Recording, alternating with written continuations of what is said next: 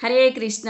ఇప్పుడు కుబేరుడు ధర్మరాజు పాండవులు అందరినీ బ్రాహ్మణోత్తములని అందరినీ అక్కడే ఉంచుకుంటాడు. తన అంతఃపురంలో ఆహ్వానం పొందుతారనమాట. ధర్మరాజా, ఇన్ని రోజులు నీకు అక్షయ పాత్ర భోజనం పెట్టింది, ఇక్కడి నుంచి నా ఆతిథ్యం పొందమని, మా అంతఃపురంలో ఉండమని, సకల సౌకర్యాలు ఉంటాయి ఇక్కడ అని చెప్తాడనమాట. ఆయన దగ్గర లేని ఏముంటాయి, ఆయన వెంకటేశ్వర స్వామికే అప్పు ఇచ్చాడనమాట.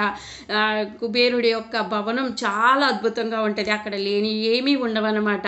ఆయన రిచెస్ట్ గాడ్ కదా, అందుకని ఆయన దగ్గర అన్నీ ఉంటాయి. ఇలా ఆతిథ్యం పొందమని చెప్తాడు. ఇంకా తపము జపము మోక్ష సాధన అన్నీ చేసుకోండి ధర్మరాజా ఇక్కడ అని చెప్తాడు. ఇలా ఉన్న సమయంలో కొంతకాలం గడుస్తుంది. 4 సంవత్సరాలు గడిచిపోతుంది. 4 సంవత్సరాలు గడిచిన తర్వాత కుబేరుడు తన అంతఃపురానికి తీసుకెళ్ళి అక్కడ పెద్ద తలుపులు ఉంటాయి. ఆ తలుపులు ద్వారాలు ఇలా తీస్తాడనమాట. తీయంగానే పెద్ద పర్వతం ఉంటుంది. అదే మేరు పర్వతం అనమాట.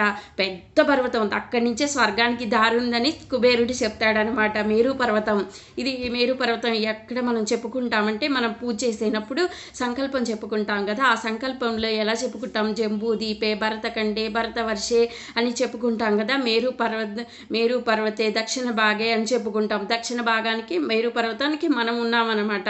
దక్షిణ భాగానికి దిక్కున మనం ఉన్నామని చెప్తాడు. ఈ పర్వతాల విషయాలన్నీ చెప్తూ కుబేరుడు ఉంటాడనమాట. చెప్పంగానే ఆ మేరు పర్వతం బ్రహ్మ విష్ణు మహేశ్వరుల యొక్క స్థావరం కూడా అక్కడ ఉంటారని చెప్తారనమాట కుబేరుడు. ఇలా చెప్తూ ఉన్న సమయంలో పైనుంచి ఇంకా పెద్ద రథం వస్తుంది. ఆ రథం నుంచి అర్జునుడు వస్తాడనమాట. అర్జునుడు వెళ్ళి చాలా సంవత్సరాలు గడిచిపోతుంది కదా, తన అన్నయ్యని చూడాలన్నాడని ఇంద్రుడు పంపిస్తాడనమాట. ఇప్పుడు కిందికి వచ్చి ఇంకా అర్జునుడు ఆ ధర్మరాజుని చూసి ఇంకా ఆలింగనం చేసుకొని చాలా సంతోషపడతారనమాట. భీముడితో మాట్లాడతాడు, నకుల సకల దేవులతో మాట్లాడతాడు, ద్రౌపదితో మాట్లాడి అన్ని విషయాలు తెలుసుకుంటాడు. ఇంకా కుబేరుడు చెప్తాడు, ఈ రాత్రి గడిచిన తర్వాత విశేషమైన అనుగ్రహం మీరు పొందబోతున్నారు అని చెప్తాడనమాట కుబేరుడు. ఆ విశేషమైన అనుగ్రహం ఏందో నేను చెప్తాను నెక్స్ట్ వీడియోలో. హరే కృష్ణ.